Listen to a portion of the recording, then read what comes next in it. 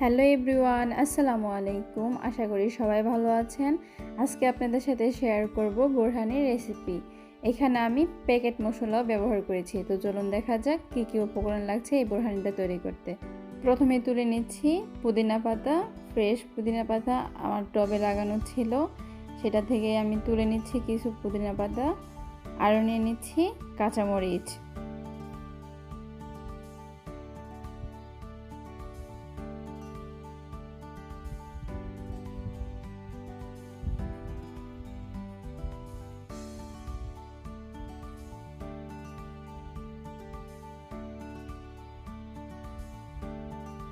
এসব কিছু ধুয়ে পরিষ্কার করে আমি কেটে নেব।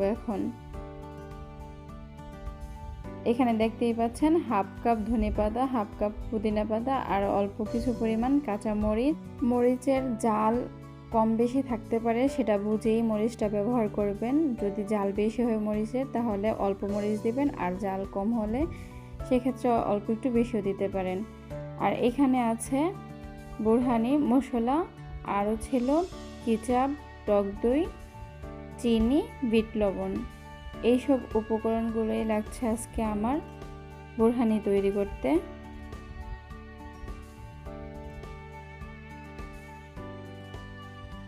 এখন একটা মিক্সারের জারে পুদিনা পাতা, ধনেপাতা, কাঁচামরিচ একসাথে নিয়ে অল্প একটু পানি দিয়ে আমি ব্লেন্ড করে নেব। এই কাজটা আপনারা চাইলে শিলপাটাতেও করতে পারেন, বেটে নিলেও হবে।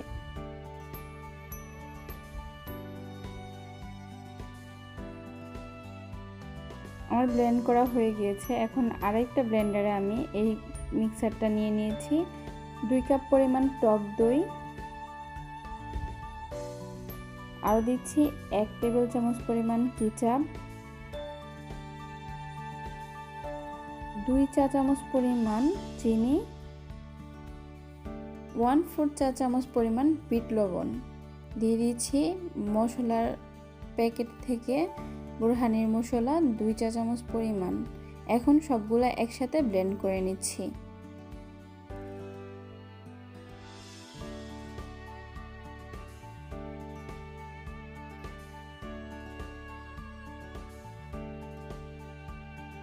এক মিনিট সময় নিয়ে ব্লেন্ড করলেই হয়ে যাবে বোরহানির মিক্সারটা তৈরি।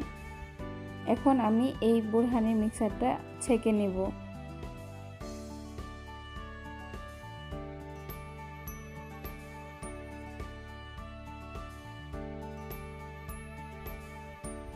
ছেঁকে নেওয়া হয়ে যাওয়ার পর এখানে আরও 1 কাপ পরিমাণ পানি আমি মিক্স করে নিচ্ছি। আপনারা ঘনত্বটা বুঝে পানি অ্যাড করবেন। এখন আমার বোরহানিটা তৈরি হয়ে গিয়েছে।